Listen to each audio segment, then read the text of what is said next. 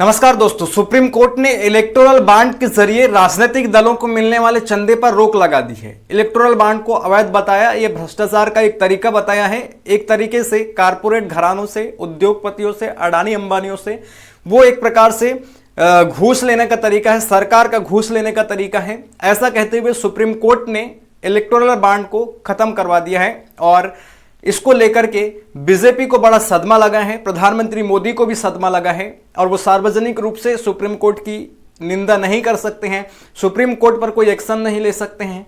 अब लेना भी चाहें तो वो अंदर अंदर कुछ करना चालू करेंगे। जिस प्रकार से विपक्षियों को ईडी-सीबी से धमका रहे हैं, वैसे ही वो अब जो है करना शुरू करेंगे। लेकिन उनका दुख इस वीडियो में झलका, जहां पर वो मंदिर के इनॉग्रेशन के लिए गए थे, मंदिर कल्कि भगवान के मंदिर के कार्यक्रम में शामिल हुए थे। वहां पर उन्होंने अपने अडानी को सुदामा से और खुद को कृष्ण से जोड़ा है। आप पहले इस वीडियो को सुनिए जिसमें वो कह रहे हैं कि आज अगर कोई सुदामा कृष्ण को अपनी पोटली में चावल भी दान कर दे तो ये जो लोग हैं पीआईएल सुप्रीम कोर्ट में दाखिल कर देंगे और उसके पश्चात सुप्रीम कोर्ट फैसला सुनाएगा कि कृष्ण जो है घूस ले रहा था, भ्रष्टाचार कर रहा था और उसको सजा सुना दी जाएगी। ऐसा वो बता रहे हैं अपने इस वीडियो में। यानी कि इलेक्टोरल बॉन्ड के जरिए जो पैसा धन मोदी जी को मिल रहा था अडानी अंबानी से, वो धन नहीं था, वो पोटली में बंधा चावल था जो अडानी अंबानी जैसे सुदामा मोदी जी को दे रहे थे और खुद कृष्ण यानी कि मोदी जी उसे ले रहे थे। और ये पीआईएल दाखिल हो गया कहां? सुप्रीम कोर्ट में। और सुप्रीम कोर्ट ने फैसला सुना दिया गया कि कृष्ण यानी कि मोदी जी भ्रष्ट हैं। वो क्या ले रहे हैं? दान ले रहे हैं, दान दक्षिणा ले रहे हैं, धन ले रहे हैं, भ्रष्टाचार कर रहे हैं। ऐसा कह रहे हैं प्रधानमंत्री मोदी। सुनिए आप उनको जरा क्या कह रहे हैं। कि हर किसी के पास कुछ न कुछ देने को होता है, मेरे पास कुछ नहीं है, मैं सिर्फ भावना व्यक्त कर सकता हूं।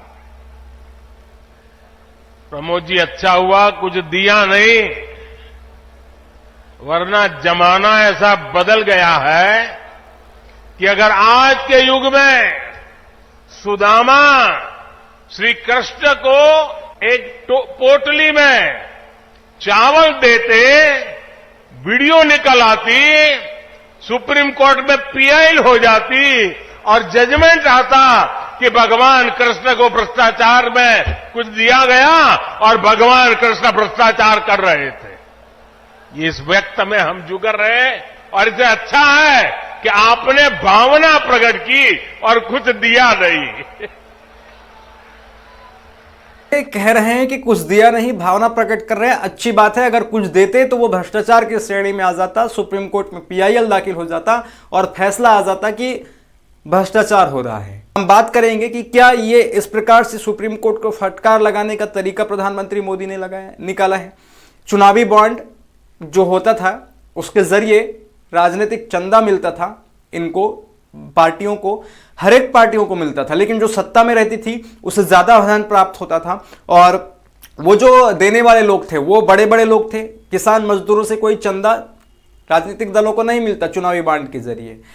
ये जो चंदा मिलता था वो अडानी अंबानी कारपोरेट घराने उद्योगपतियों से मिलता था और वो गुप्त चंदे के तहत राजनीतिक दलों के पास पैसा आ जाता था और जो सत्ता में रहती है उनको ज्यादा पैसा आता है, तो यानी कि मोदी जी को ज्यादा पैसा मिलता था और उसी पैसे के बल पर प्रधानमंत्री मोदी अपना चुनाव प्रचार करते थे, अपना विज्ञापन करवाते थे और चुनाव लड़ते थे। तो अब इस पर जो है सुप्रीम कोर्ट ने डंडा मार दिया है, प्रधानमंत्री मोदी के ऋण पर ही प्रहार कर दिया है। तो इससे प्रधानमंत्री मोदी बहुत क्रोधित हो चुके हैं, नाराज हो चुके हैं और सुप्रीम कोर्ट को लताड़ लगाने का यह तरीका निकाला है। इस वीडियो सुप्रीम कोर्ट ने एक न्यायपालिका थोड़ी बहुत कार्यपालिका पर लगाम लगाने की काम कर रही है, उस पर भी कहीं ना कहीं रोक लगाने का तोड़ निकालने की कोशिश करेंगे माननीय मनोहर जी।